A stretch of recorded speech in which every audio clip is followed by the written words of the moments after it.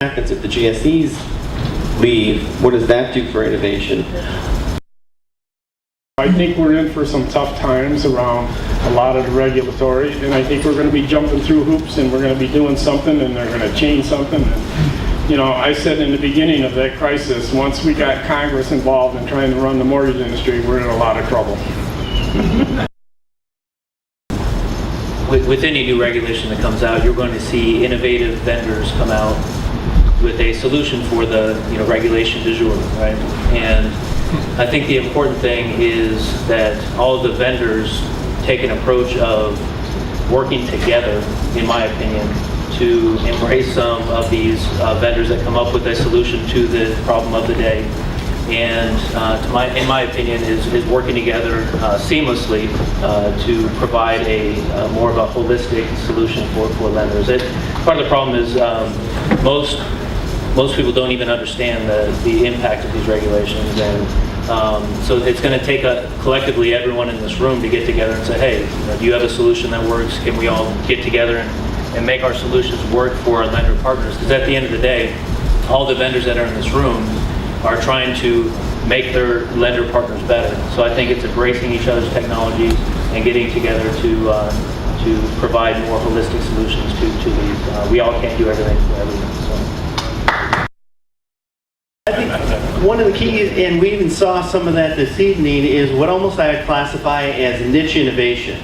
I don't think you're going to see in 2011 this incredibly disruptive innovation that takes over the whole mortgage industry. As so many people have already expressed, we're not sure what the rules and regulations are going to, and what impact they're going to have on us. We're not sure what's going to happen with the GSEs. But what I can tell you, and you saw it with Nations, Field Asset Services, a lot of people had never heard of those companies or what it is they're doing.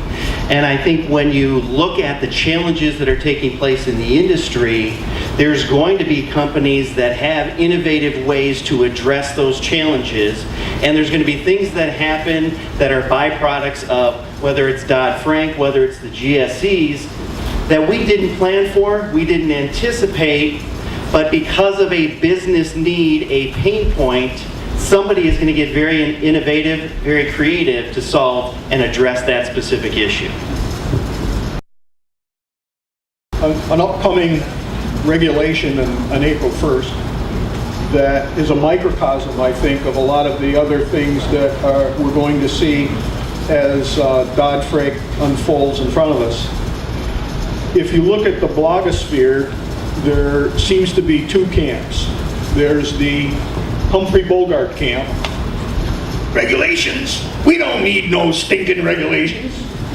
And a whole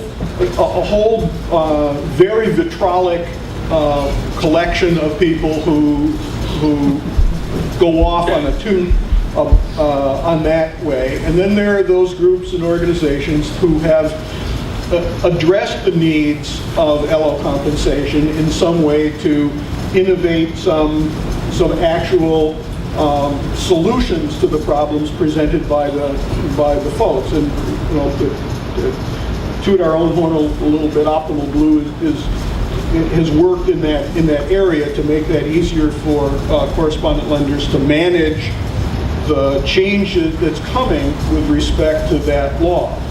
And to piggyback on what you said, there will be that kind of niche innovation as each of these attributes of Dodd-Frank unfold in front of us. There'll be the Humphrey Bogart camp. We don't need no stinking regulations.